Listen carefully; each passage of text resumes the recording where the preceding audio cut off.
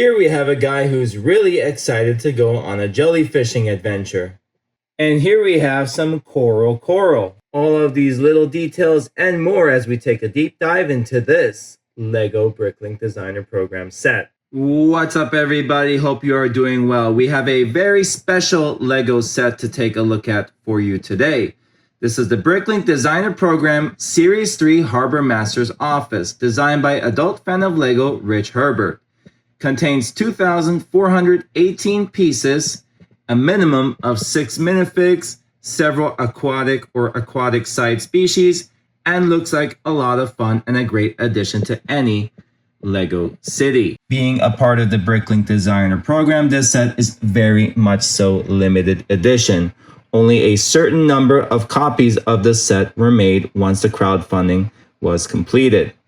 The Bricklink Designer Program uses the partnering and now acquired, or rather now proprietary, LEGO shopping site to take in adult fan of LEGO submissions, run a crowdfunding campaign, and once the sets reach a funding minimum, the set will go to production and the pledged buyers will receive a copy once the production run is finished, as is the case here. The set was probably designed on a scale of about a year ago. The ordering and campaigning, the crowdfunding for this was in, I believe it was October of 2024, and here we are at the beginning of March 2025, receiving the set as promised. One condition of purchasing the Bricklink Designer Program sets is that you will have to obtain the instructions online. There will be no paper instructions that come with the set, and I'm totally fine with that. I do like to save paper when I can, and using the online interface is very convenient as it creates more physical space available. This set originally retailed for $210 US, but I am sure that today you will have to pay a lot more if you want to get your hands on this set. But instead of being a scalper, I want to find my value in the set in actually building and enjoying it. So we will go ahead and without further ado, unbox and build the LEGO Bricklink Designer Program Harbormaster's Office.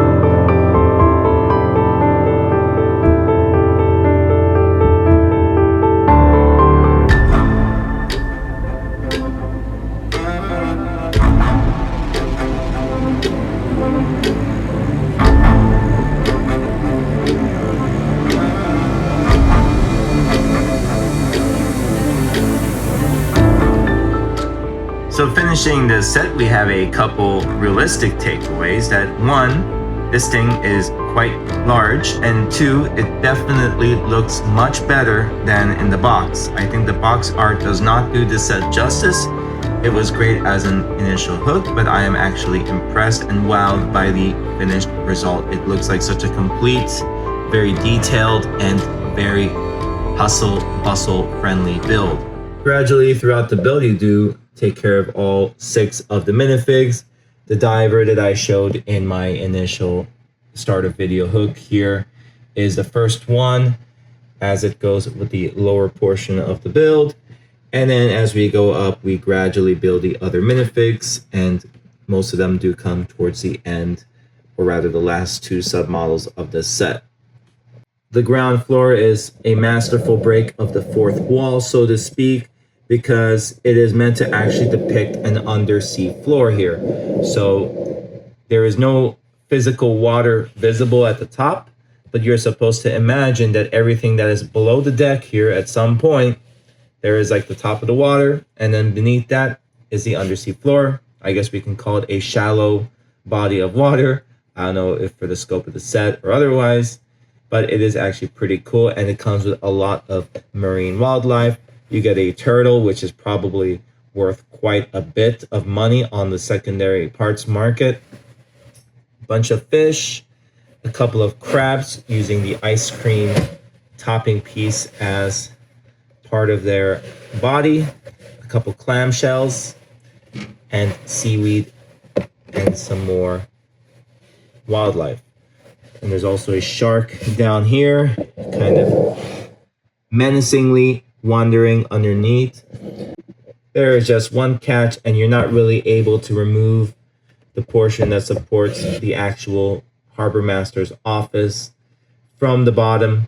So these marine wildlife, reefs, and coral, yes, coral, remain kind of stuck in place, and really you don't have much access beyond initial. But you don't really need to have that much access, and I prefer the stability that comes from this construction. However, one frustration is that I would have felt like the part count was being padded a little bit, because there are so many instances of coral flowers here.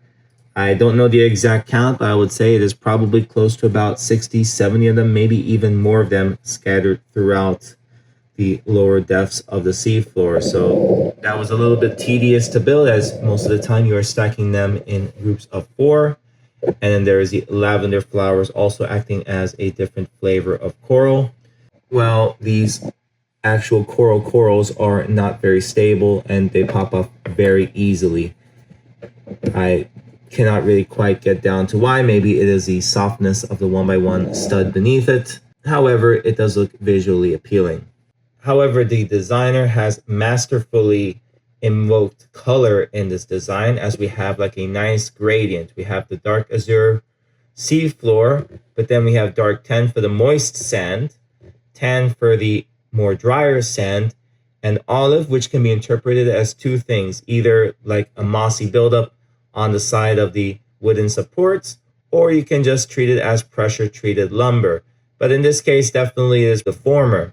But when I'm doing marine scenes, I do use olive as pressure treated wood, and that goes just as well. And then we have the regular brown supporting the deck, but there's another shade of brown that is used on the actual walkable deck. I will note though that the set does not come with any base plates. In fact, the entire construction of the seafloor is made using larger 6 or 8 wide plates.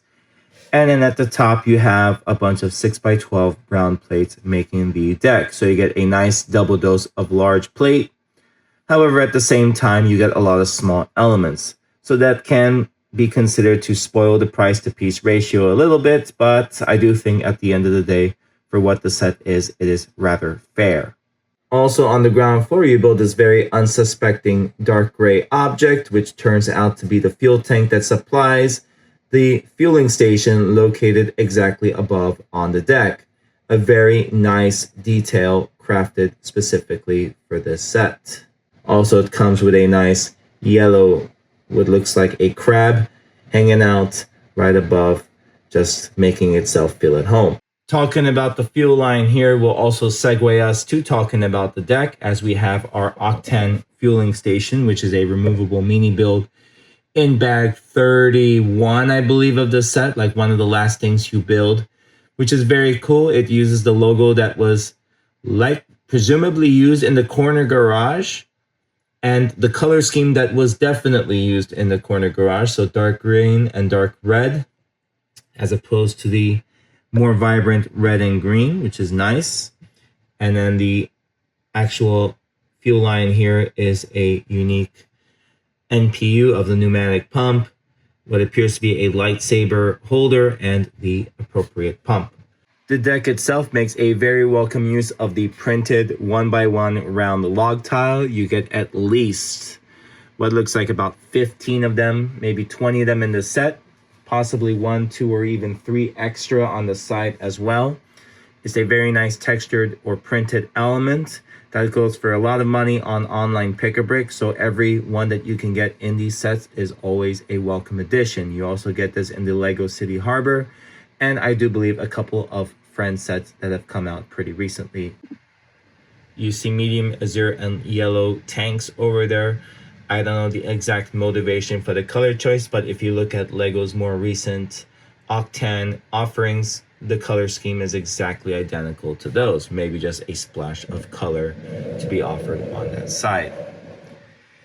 Now I am talking kind of out of chronological order, as the details that are visible to us immediately browsing around the deck are actually the last details you add to the set, but I rather just talk about what you see first before talking about the build process. So we have also some more buckets and barrels over here filled with miscellany. I guess you fill it with fishes, with garbage, whatever you want to imagine.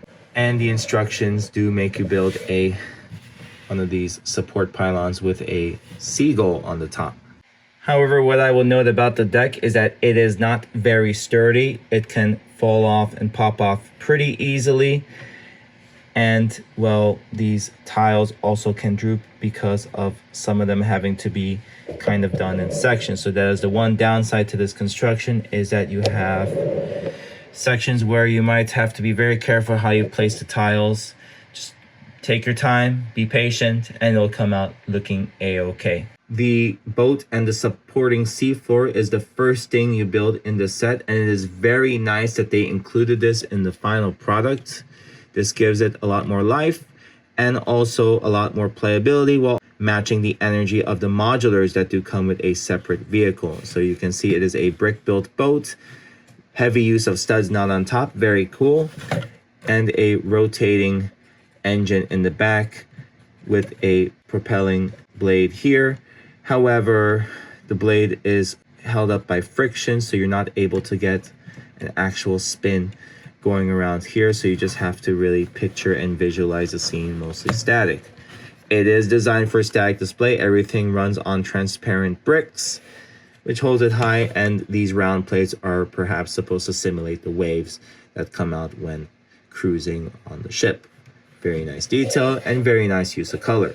Everything that is above the deck breaks apart very easily, which allows you inside access to do your storytelling. If you wish to play with the set, so to say, you can do that and enjoy all of the many details the design team has added. The building has 2 stories, a rooftop, and even the first story is completely removable, as you'll see here. Of course, what is beneath it is very bland, unremarkable. The first floor contains the business end of the set, which is a very densely detailed. I love the detail here. It's insane and very reminiscent and very realistic, representative of a very busy Harbormaster's office with all the literature here, communication here, microphone to radio, the boaters, compass here, cup of coffee here using a flat silver or pearl light gray cup. More literature here, file cabinet, and all of the appropriate tracking equipment that you would need in this industry. Also, we have an award minifig used there, telescope used over there, and a nice brick-built chair which rotates pretty freely and is very cleverly designed. Let me pop it off so I can show the actual design. It looks somewhat ergonomic. Nice use of the ingot pieces as like leather, and the bionicle claw pieces, I believe they are, used as armrests. Very, very well done. There's a comfy armchair so that the Harbormaster can take a breather. More equipment and stationery on the side over there, an actual radio, what appears to be like a little fireplace on the side, I'm not exactly sure on that, and safety equipment, fusees, and whatnot stored over there as well. A sailing cap and a printed tile with the H are located here in a very narrow section that otherwise doesn't need or use much detail. This lamp also appears to rotate pretty freely. Not sure if that is the intended use, though I wouldn't be surprised if it is. However, in any case, it hangs perfectly well in equilibrium over there. The second floor has a couple of Lego brand Easter eggs, such as the ship in a bottle and lighthouse sets. Very nice. And it is also the main bedroom for the Harbormaster. So it is a full day's job. You are working, you are eating, you are living, and you are sleeping in the Harbormaster's office. The bed has a nice detailed headboard, use of arch pieces and the relatively new convex arches. Nice to see it in green. Bedside drawer, fairly standard design. Nice design for the lamp there with the dome piece. And a quasi-modern style barrier or restraint so that the Harbormaster doesn't fall out of the second floor. Retractable ladder, which is built with pieces, not using any lazy single piece technique. Very nice.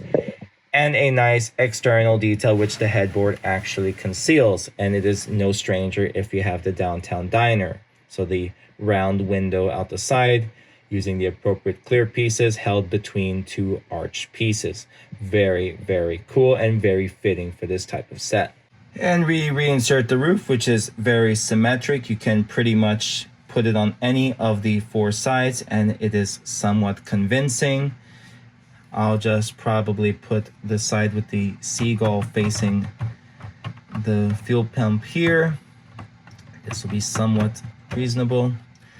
And you can see the array of external details that are on the side here. So a couple of antennas, communication, loudspeaker, and flag on the top of this roof.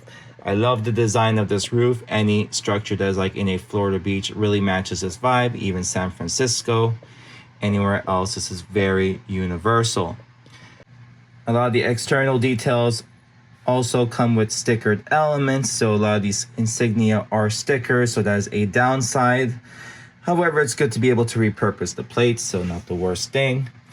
I do like also the inclusion of these paddles here and the fishing rods over here and grills. You just give it a lot more character, a lot more grit.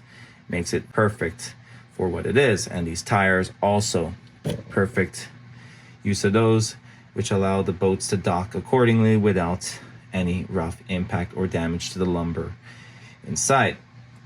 The sign also, the Harbormaster welcome sign, also uses pieces to design the sailboat here. Very cool touch and nice to avoid having to use yet another sticker over there. And the cupola window is a nice hidden thing that again adds more character and grit to the overall design of the building. To comment on the build, it took me approximately 4.5 hours to put the thing together, which includes a lot of finely placed small details, but also as a subtle note will include a bit of parts falling off. There are very delicate features in this set. I touched upon the deck having a very fragile arrangement of tiles that it can easily pop off, but I think once it's together, it's pretty stable, though there are a couple weak spots, like on the right. Like you can see here that this piece can pop right off pretty easily. And really the worst of these structural limitations is in this roof here. You have to be very careful. You use a lot of one wide plate with not a lot of clutch power. So your chances of pieces falling off as you're putting this together are quite high, and it happened to me a few times, but I was able to make it work and get it together. Also, a major comment on the instructions. The instructions can be a bit misleading at times. There are some areas which can benefit from more clarification, a lot of placements that are very subtle, very hidden. I mean, that's fine with a challenging set, but I think even with the challenging sets, they do clarify very obscure placements. Like in one case, there's a 1x1 by 2/3 that is very hard to see. I caught it in that step, got it in, but actually when building the roof, also the placement of the one wide white plates was rather tricky and it was not exactly clear where it was supposed to go. There's also one mistake in the instructions that I spotted, that after you place a couple of 1x2, 1x3 bricks in dark gray in either the first or second floor, that they disappear for a step, but then they reappear in the next step. The instructions are only available digitally, which is kind of a drawback. However, I don't mind that, as the physical space for an instruction book is saved when doing it online on the computer. I can just look at the computer, look at the parts on the table, and build accordingly. Not the worst idea out there.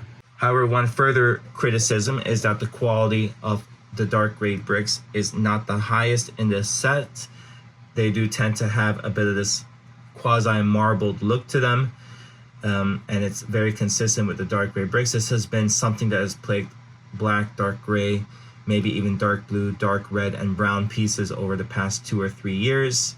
Hopefully QC gets a hold of this. I felt like they started to get a grip of it when I built a 2-door corner. It looked pretty high quality, but I feel like their color mixing can probably improve going forward. What I certainly admire about this set, it is very clearly a set designed for AFOLs and by AFOLs. It is a very welcome piece to a Lego city. I personally will likely find myself customizing this, but it is way too beautiful to tear apart at this point. It certainly looks better out of the box than looking at the box art. Never judge a book by its cover. Lots of hidden details and nuances here that make this very nice, and really lots of flexibility to customize the scene. You can rearrange the marine life all you want. In fact, I am sure some of these details are not put in the right spot. Seaweed, coral, etc. I just place them wherever I see fit, just minding the appropriate spots for the support columns. You got lots of nice pieces that can go towards either a customized version of this, which I plan to maybe do some modifications in the future, make it more palpable to like Miami area, or just overall implement something else with the use of these pieces. Really, the big advantage is that for such a nominal price to piece ratio, you get a lot of marine animals, which if you go on online pick-a-brick are very expensive to acquire, and you get 6 minifigs, all with very cool torso and pant designs to boot. So very good accessories, very good minifigs. Playability if you wish, but most likely you'll be making storytelling, just visualizing and really enjoying the build. Definitely recommend a nice drink, whether alcoholic or not, when building this set. For the money, I would prefer that this was at least maybe $10, $20 cheaper. However, after putting the whole thing together, the rate is probably understandable. This has the size of a modular building and then some, and it is cheaper than its kindred, even though there are about 500-600 parts fewer in the set. And yeah, a lot of small elements, but I feel like once you get to the solid chunks of dark gray brick, you start to feel like, okay, we're finally reaching our money's worth, and you get some decent parts in large quantities. Brown tile, black tile, roof pieces, you name it. This set is Chill Guy approved, and he is definitely dressed for the weather as well. That being said, I really hope that you have enjoyed this review and tour of this Lego Harbormaster's office. I really enjoyed the build. Looking forward to incorporating it into my layouts. And it's nice that you get to really plop this anywhere on your seafloor, since the base plates are not included, so you're not stuck to a certain spot. You can just pop this anywhere, so there's that plus. And it is just a gorgeous set. I recommend it for fellow AFOLs if you can find it. I know it has become increasingly difficult given the aftermarket demand for this now and the limited run nature, but this was a fun build and a must-have. And I hate to say it, you will have missed out if you did not get this by now. Anyway, feel free to share your thoughts on the set, anything you want to see from me, any ideas as to how to customize this. I am totally open to hearing that, and any suggestions you have for further content, I am open to that as well. While you're at it, make sure you're subscribed so you can see more content, especially some of my creative projects. I have a hint. If you look carefully, you might see a project that's under development, or at least a part of that project that's under development that I will go into more details on later. While you're at it, feel free to leave a like and share any other thoughts. Thanks again for watching from HQ, where the Harbormaster's office is bustling with marine activity. This is Dr. Toga, out.